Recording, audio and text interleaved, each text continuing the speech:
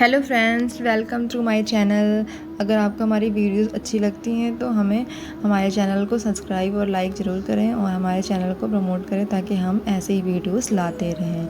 आज हम जानेंगे कि सीता माता ने एक ही पुत्र को जन्म दिया था। रामायण की वैसे तो रामायण की कथा के बहुत सारे संस्करण उपलब्ध हैं, लेकिन इन सब में महर्षि वाल्मीकि द्वारा रची गई रामायण जो है वो सबसे पुरानी और सबसे विश्वसनीय मानी जाती है।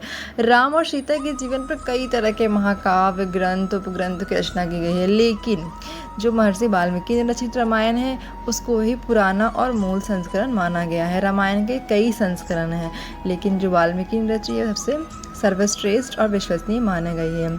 अब हम जानते हैं सीता माता के गर्भवती होने की सूचना के बारे में।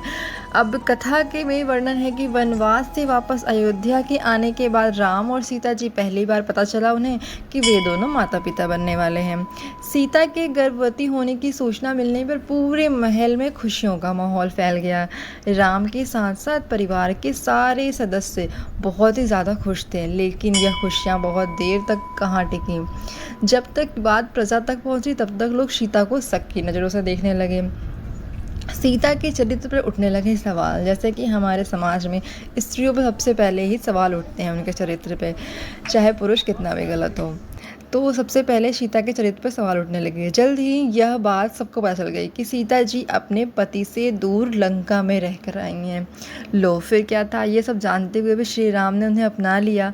लंबे समय तक रावण की लंका में रहने के बावजूद भी सीता जी अयोध्या के महल में सुखी हैं। ये बात तो स्त्रियों को चुभने ही लगी कि अयोध्या की सारी पत्नियां राम का उदाहरण दे दे के अपने पति का विरोध करने लगी। जब यह बात श्री राम तक पहुंची तो सीता जी स्वयं ही अयोध्या छोड़कर चली गई और उन्होंने महर्षि वाल्मीकि का आश्रम में अपने आप को रखा। लक्ष्मण सीता को जंगल तक छोड़ने आए, जहां महर्षि वाल्मीकि उन्हें लेकर आए। इस समय सीता जी गर्भवती थी, लेकिन प्रजा का ध्यान रखते हुए सीता ने एक आम सन्यासिनी बनने का निर्णय लिया। महर्षि वाल्मीकि ने सीता को अयोध्या की सभी बातें भुलाकर एक सामान्य जीवन व्यतीत करने की सलाह दी। अभी भी सीता जी को वहाँ प्रजा की चिंताएं सता रही थी, जबकि उन्हें अपना घर, अपना पति सब कुछ छोड़ना पड़ा। कुछ महीने गुजरने के बाद आखिरी समय भी आ गया जब सीता जी ने एक संतान को जन्म दिया था। इस बीच ना उन्होंने अयोध्या के साथ किसी प्रकार का कोई संपर्क साधने का कोशिश की और ना ही वहाँ पे वाल्मीकि आश्रम से कोई संदेश आया।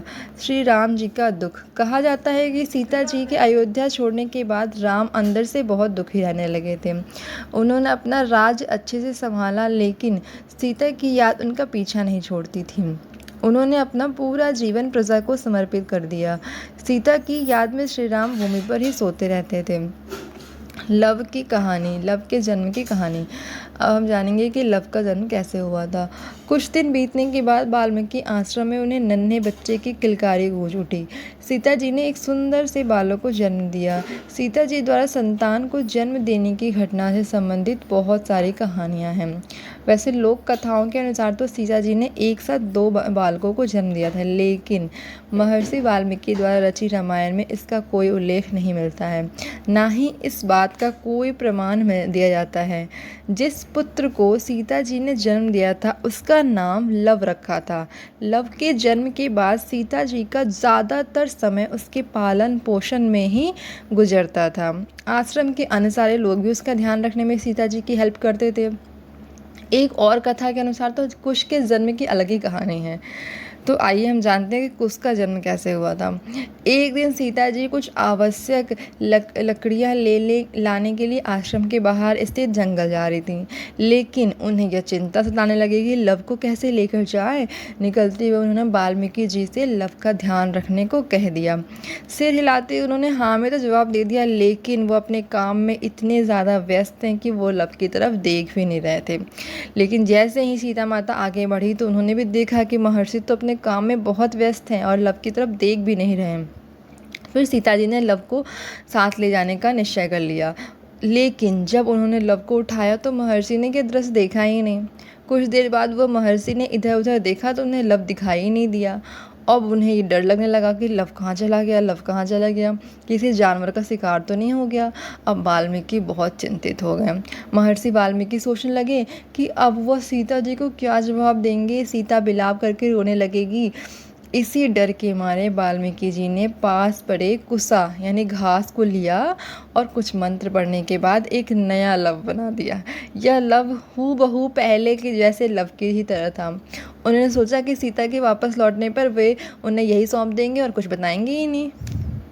इस प्रकार जब सीता माता वहाँ पे आई कुछ समय बाद आश्रम से लौटे तो उन्होंने देखा कि उनके साथ लव को देखकर महर्षित बहुत चकित रह गए। उनके पास लव तो पहले से ही था और हूबहू वैसा ही था, तो वो अपनी आंखों पर विश्वास नहीं कर पा रहे थे। फिर उन्होंने सीता से पूछा कि ये कौन है।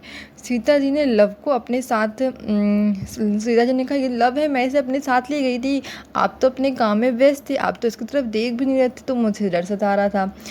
तो लेकिन ये कौन है आपके साथ जो ये बच्चा है, ये कौन है। तो उन्होंने बताया कि हाँ मैंने इस तरह से कुशा के से इसका जन्म किया है। तो सीता माता बहुत खुश हो गई और कुशा के जन्म के कारण उसकी वजह से उसका नाम कुश रखा गया और वह श्री राम सीता जी की दूसरी संतान के रूप में जाना जाने लगा और वह हूबहू लव की तरह ही दिखता था। तो इस तरह सीता माता के 2 पुत्र हुए। अगर आपको ये जानकारी अच्छी लगी, हमारी वीडियो अच्छी लगती हैं तो प्लीज़ इसे सपोर्ट करें, लाइक करें, शेयर करें एंड अपनी फैमिली और सब्सक्राइब करें और अपने फैमिली मेम्बर्स के साथ इसे शेयर करें ताकि हम इसी तरह से अच्छी अच्छी वीडियोज़ और जानकारी लाते रहें। थैंक यू और कमेंट सेक्शन में ज़रूर जय श्री राम लिखें।